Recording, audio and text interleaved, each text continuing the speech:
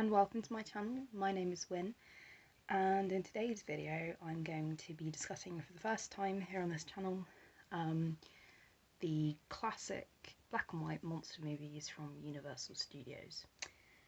Again, I don't often script my videos, and I've not really scripted this one either. I'm just gonna go straight in and see what happens. I do have some quite complex things that I wish to discuss today, but hopefully you can all follow what I'm saying. This is one of two videos that I'm hoping to do about being gay and Universal films. The second of these videos is hopefully going to be another one with my dad, and he is hoping to be able to find the time next week to be in next week's video so we can do part 2 of the only video that we've done together so far. But we'd also like to talk about James Whale, who was a gay film director.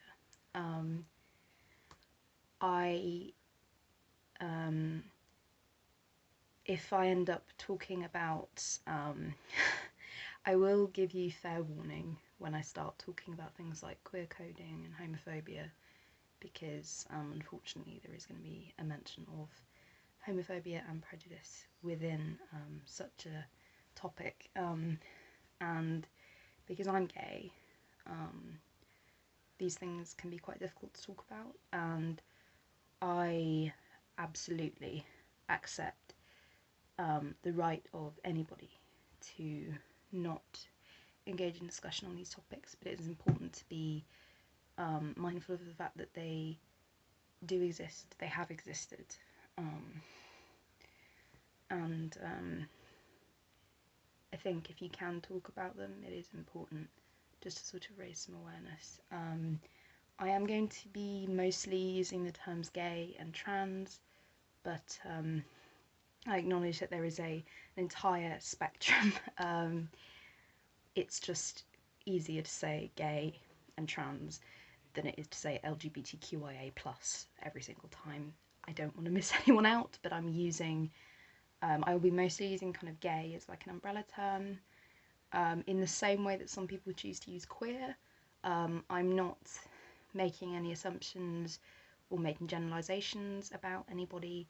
I'm just trying not to confuse things, and gay can, but isn't always, can be used as a kind of umbrella term for those that don't fit the norm when it comes to gender and sexual/romantic orientation. So, with that out of the way, let's get started. I'm a lesbian. Sorry, my stomach is making strange noises. You probably can't hear that. I've put like things on like videos, like little captions to say, oh sorry, there are people arguing downstairs, and then I played the video back and you've not been able to hear anything, so I don't know if you'll be able to hear my stomach rumbling. I can hear it, and it's annoying me. The two men in our house are also downstairs playing Dungeons and Dragons right now, so yeah. Again, apologies if you can hear any of that. If I play this back and it's really loud and distracting, then I will just redo this. But yes. So, enough waffle. Let's get into the video. Sorry, I realised I started and then got confused about something else and stopped. Right, okay, I am a lesbian. And there are a number of films that I feel I can relate to the nuances of more having come to terms with my own identity. Certainly when I started watching these films, I came out like a week shy of my 18th birthday, so when I first got into these films, I Hi! Again, I realise that there's going to be like no transition really for the people watching this, but people were being noisy, and although somebody did make me a coffee, which is nice. Thank you, Father. Right, universal gay. Apologies, I realised I just apologise a lot in life. Nobody made a flap about it last time, but I am rather fuzzy today, so apologies if I'm having to kind of remind myself occasionally what I was actually talking about. Okay. The title of this video, I believe, is something along the lines of my Scream Queen trilogy. And by that, I mean Trinity. And by that, I would say that there are three main actresses that I think of when I think Universal films. I do have one honourable mention. Two of them do relate to queer coding. One of them doesn't so much, but she is such a talented, amazing woman, and yes, I'm using the present tense again, that I couldn't not mention her. Before I start, I would like to just throw my honourable mention in there. I believe I have 5 DVDs down here and a box set to show you. And the first of those is The Creature from the Black Lagoon. Apologies for reflection. Which stars Julia Adams.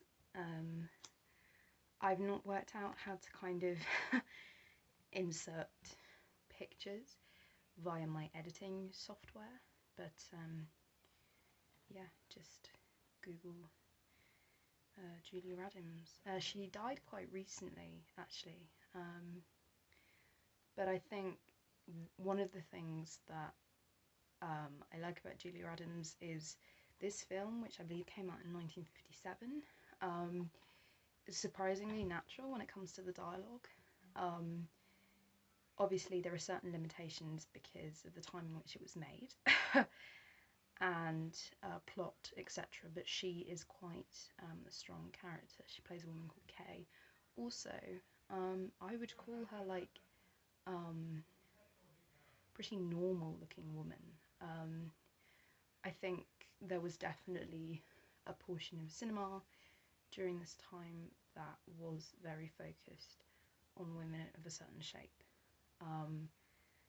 And that is unrealistic because, I mean, even in the UK, I believe that the standard size for most British women is a dress size 14, and technically a size 12 is considered plus size.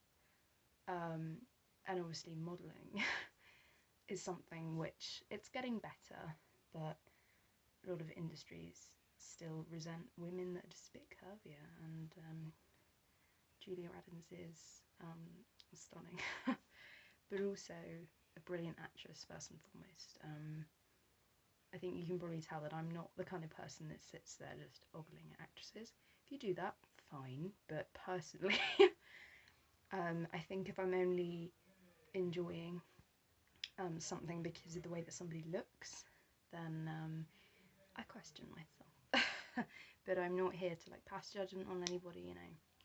You do you. I hate using that phrase, but I think it's the best in this instance. Okay, so Julia Adams. Now on to the main three. First of all, I have Evelyn Ankers, who starred in The Wolfman with Lon Chaney Jr. This is actually my dad's DVD, but he really loves werewolves, so he got this one. I have I have all the classics, you know. I have Jekyll and Hyde, I have Frankenstein, I have Dracula, The Invisible Man, I've got The Mummy as well, but this is the only classic that I don't have. There is a picture of her on the back, looking rather frightened. again, just an absolutely brilliant actress. And I think, I don't know if I've spoken before, it's a similar thing to the really powerful admiration that I feel for Cushing, for Peter Cushing, that is. If you're new to this channel and you haven't seen the regular Cushing content that I do, there are a number of people throughout history, and that's not just, you know, the Dark Ages, that's recent history, and yeah, I would call the 30s and 40s relatively recent. Not as recent as the 70s or the 90s or the early 2000s, but you know, my favourite period of history is like the 1600s, so it's really not that old by comparison. I feel a real connection to some of these people, and I think some people, you can just look into their eyes and there is something in them. I think if you watched my video in which I spoke about the first time I saw Cushing in a film, or at least the first time I saw him in a film and I was aware of him, you know, I'd seen him as Tarkin in Star Wars, but I didn't know who he was. I was first struck by how piercing his eyes were, and all of these women just have amazing eyes. I know a lot of people, well, we're told that the windows are the eyes to the soul, and that really is true. Like, you can tell that these women are not just there for their looks, although unfortunately there will have been an element of that. They are genuinely talented, and I just want to know everything about them. I am going to do some research, see if I can find some biographies, autobiographies that have been written about them. Did a quick Google on Evelyn Ankers. By the way, I think it's Evelyn. See, my granny has said name as her middle name, but she pronounces it Evelyn, and I'm aware that both pronunciations are valid, but I don't know. She was born to British parents, but an American citizen, so she had an American accent. I don't know how it is pronounced in an American accent, or if, again, as in Britain, it kind of varies. But did a quick Google, and she was born in Chile and then died in Hawaii, and she had her first acting role, obviously before she died, at the age of 10. So, yeah, really fascinating. So yes, she was in The Wolfman. I realise that some of this isn't going so much into the gay stuff, but I promise we will get there. I just haven't done a video talking just about DVDs for, it feels like a long time. So yes, The Wolfman. And then she was also in Son of Dracula, again with Lon Chaney Jr. This one is actually, I mean, they're all brilliant, but this one, I'm a little bit, the kind of sequels, these spin-offs from the classic films, so things like The Ghost of Frankenstein, The House of Frankenstein, sometimes they get a bit silly, and I don't have much of a desire to seek out many more of them, with the exception of, I would like to see The Revenge of the Creature, which is the sequel to The Creature from the Black Lagoon, and then there's also The Return of the Invisible Man, and I want to see that one because in that film the Invisible Man is voiced by Vincent Price, as opposed to Claude Rains, who voiced him in the original. Well, not just voiced by him, I suppose they both acted in the costume as well. But Son of Dracula is, if I could tell you about, I think, 3 sequels that you really should watch, it would be Son of Dracula, no, in fact, 5, Son of Dracula, 4, I can't count, I'm sorry, Son of Dracula, and then also Son of Frankenstein, which is back on my shelves. I will do a video talking about Basil Rathbone because he's brilliant.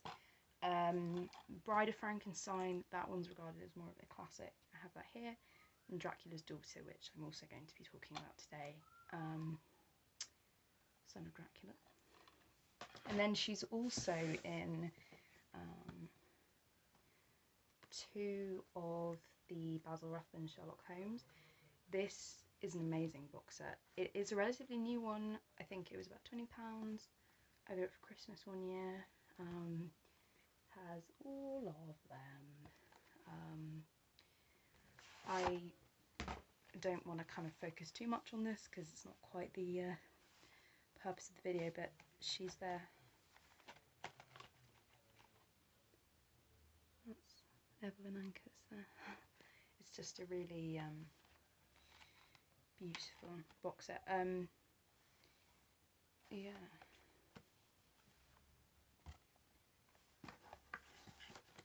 Definitely check this out if you haven't got it, or you're in the market for some heavy-duty Sherlock Holmes watching.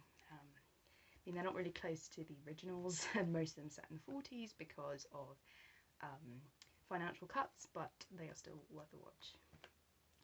Even though this guy is the optimum of idiot Watsons, but you know, that's fine. Sometimes it makes for a bit of light relief and it's fun. Okay, right.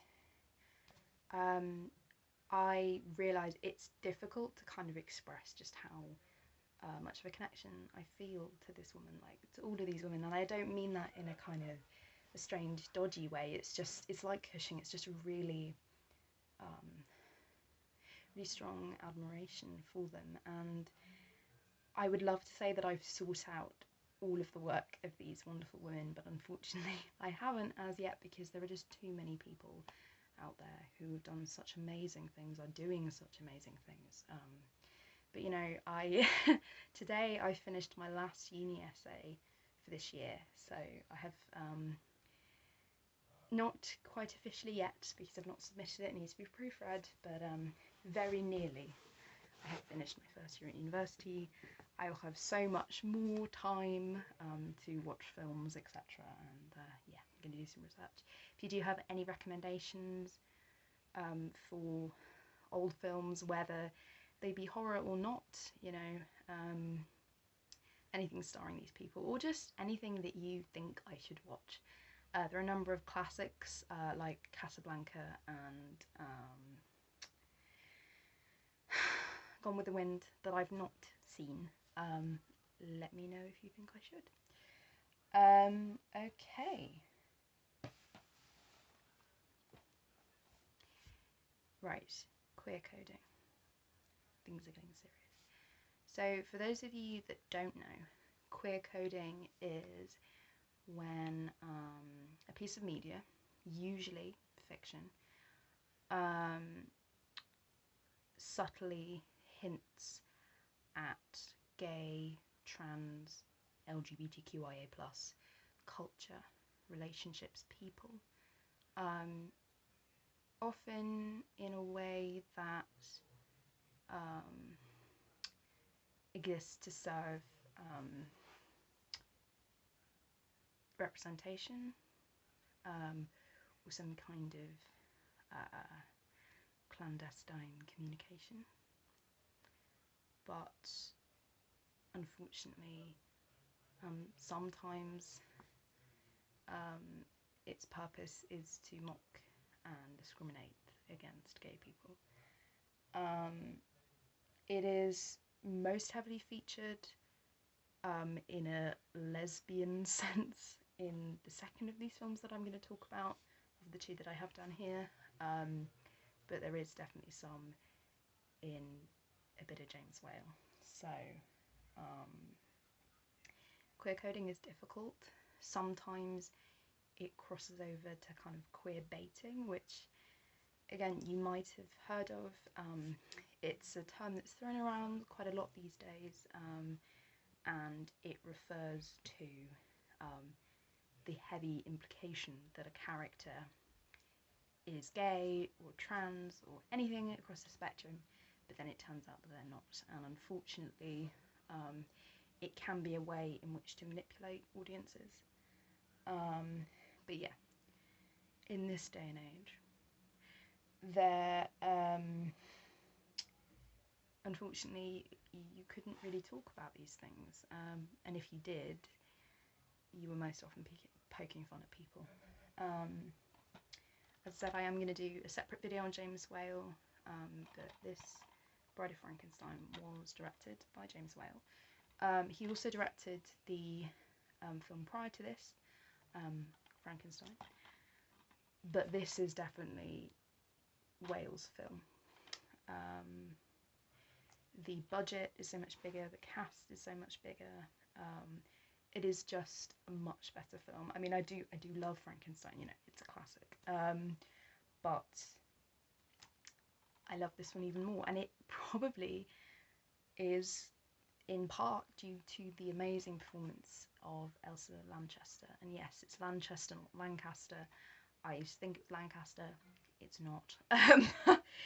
And I did, by the way, watch an interview confirming this. She, first and foremost, stars as Bride of Frankenstein, of course, but actually, when I say first and foremost, no, the first role that she plays in the film is of Mary Shelley. They do a little recap of the first film. They insist that that's the way it was in the book, and obviously some things were changed in the film, most notably the fact that the doctor is called Henry Frankenstein, and confusingly he has a friend called Victor, and he is not called Victor, which is strange. But you know, they have an actor playing Byron and they have an actor playing Shelley. It's a very well done little prologue, and yeah, Lanchester is totally believable in that role. In this film, we have a almost certainly gay character called Dr. Pretorius, who, you know, I spoke about this with my dad earlier, is trying to compensate for the fact that he can't have children. He can't create life in the normal sense because of the way it was, you know, in the 30s, 40s, but also in the period in which it was set, you know. I can't give you the exact date for that. Some of these things are a little bit hazy when it comes to the historical accuracy.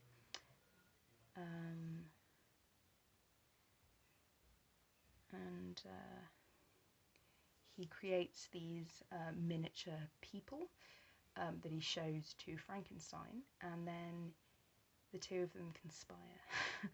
No, that sounds bad. They join forces to create the Bride of Frankenstein. But the reason that this is interesting is because, so she is engineered as a mate for the monster, and yes, it's the monster, not Frankenstein. I'm hoping that if you're watching this you know the difference, but just in case. The creature doesn't actually have a name. Some people have been led to believe that his name is actually Adam, particularly because of the recent, and I do mean recent, it was like 2011, possibly a bit later, film I, Frankenstein, in which the monster is called Adam. There is a line in the original novel by Shelley which sees, in which the creature says, "You made me as your Adam," but he's not actually called Adam, he doesn't have a name.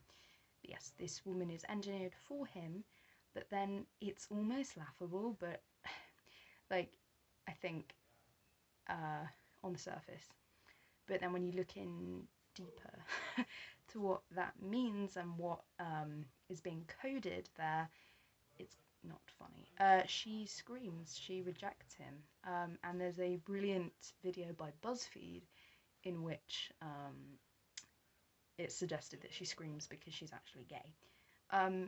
As I said, talking to my dad about this, you could argue that there's a double standard there, perhaps because Whale, Pretorius, neither of them can be with somebody that they love.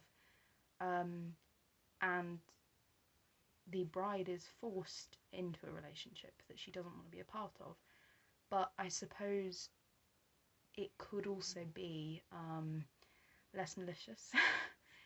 And an example of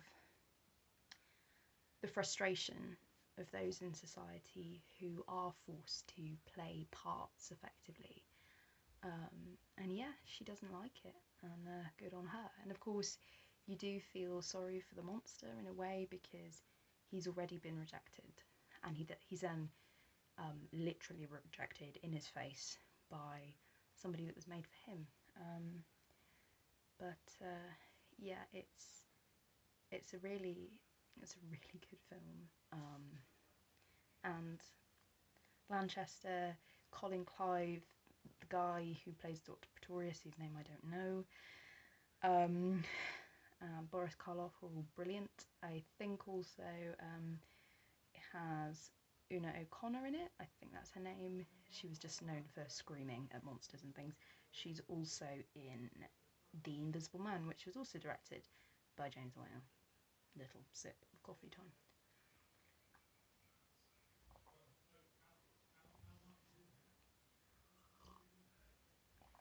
I do apologise. But this is, I think, on the surface, you can tell that Pretorius is probably gay. But then if you think about why the bride rejects the monster, I think, yeah, as I said, I think unfortunately that can translate to society and the pressures that we force on people to fit into the neat little moulds that have been made for us, that a lot of the time people don't fit into or want to fit into. And I think for me, the first time that I saw this, yeah, I wasn't aware that I was gay, but it definitely, her as an icon, as a kind of, I suppose, a pioneer in her field, like this amazing actress, and there are plenty like her, and were plenty like her. Do apologise, my stomach is still making a funny noise, you probably can't hear it.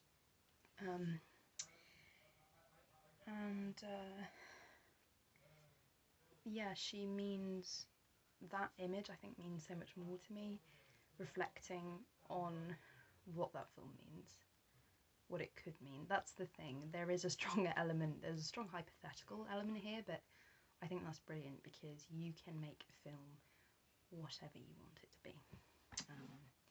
Bride of Frankenstein. Then we have Dracula's Daughter. This one is, I think, particularly difficult to watch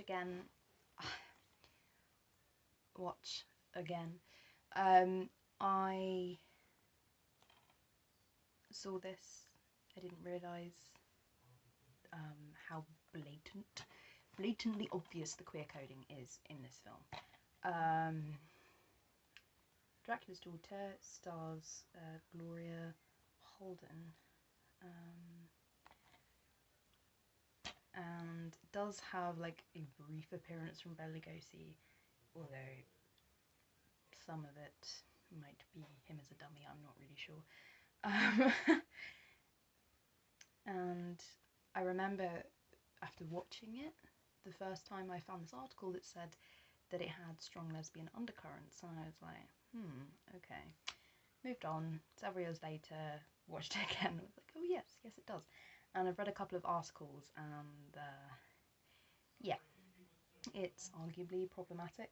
I don't know much about the director or the people that were involved in the making of this film, and if I can find any more articles and sources that I think you might find interesting, then I will link them in the description. I believe I said in the description of my last video, if I mention linking something and I don't, and you would like to see it, or even if you don't, please let me know. I will try and remember, but you know, often I film these videos in advance. On this occasion I'm actually filming like 2 days in advance, because I think I mentioned in my last video that we have a family gathering tomorrow, but it's all COVID safe, and I won't have time to film tomorrow on the Saturday, so I'm filming today. And I might forget, even though I watch my entire videos during the editing process just to check, I might forget, so please let me know. This film is about a female vampire, and again, spoke to my dad about this today, And he asked whether she's presented as being somehow less of a woman. And yes, unfortunately. I wouldn't say that she's manly, masculine, even though it would be perfectly okay if she was. But she has got a very low voice. She does have a very commanding presence. She does wear very dark clothing. Her vampirism is, in this case, a metaphor for lesbianism, unfortunately. And it is presented as something to be scared of, something she wishes to be cured of. She has a ring that she uses to hypnotise her victims, and she, lulls her female victims into a false sense of security. She asks them to pose in her studio because she's an artist. And there's an extended scene that she has with this character called Lily, played by an actress called Nan Gray. And as somebody pointed out in an article that I read, she definitely does look more like she wants to kiss her than bite her. She hesitates, she doesn't want to do it. And then again, another would-be victim. She's looking at this woman with a hunger, but not an animalistic one. I think there's something soft, not in a bad way. I don't mean weak, but there's something soft in the look in her eyes when she's looking at these victims. There is a longing there, but particularly if you understand the context of this, the meaning of this coding, it is not, it's not a vicious desire. It is difficult because she is presented as inhuman, twisted, an imperfect woman. At the time, some people, the people that didn't want to know perhaps wouldn't have known, but there definitely would have been some people that would understand what this film meant. And it's difficult knowing that at that time, and even now, there are so many people that think, so many people that did think, that being gay makes you inhuman. And I think her desire to be cured is unfortunately not a feeling that has disappeared into the ether. Times have changed, but certain views, certain feelings haven't, and I didn't think I'd get emotional doing this video. I'm not going to go into too much detail here about things that happen, but I'm aware that I'm very lucky because I am religious. I do have traditional family members, but I've not been shunned by any of them. I've never felt like I had to be cured, and of course you can't be. That's the thing, and it does, unfortunately. I love these films, but I think sometimes there's such a sadness within them because, I mean, this is fantasy and it's a piece of entertainment, and I do enjoy the film, but I think definitely the real horror is what it represents and the story it's telling.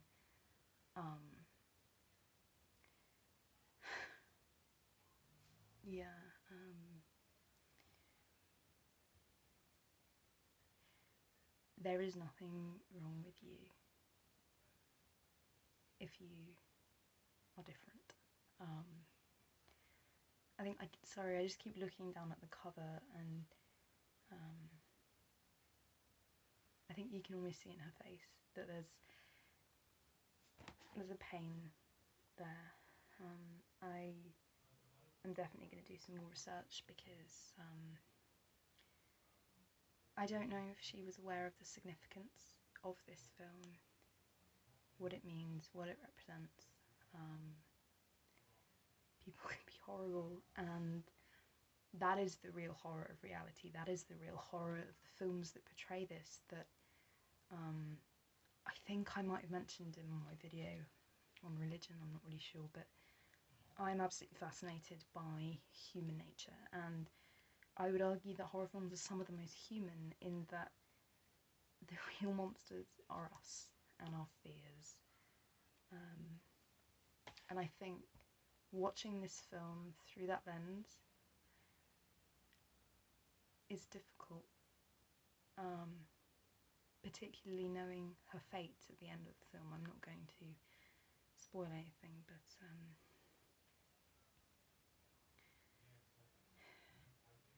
no, actually, please skip forward a little bit if you don't want to hear this, but I am going to talk about what happens at the end of the film, just because I think it's important and it fits what I'm talking about.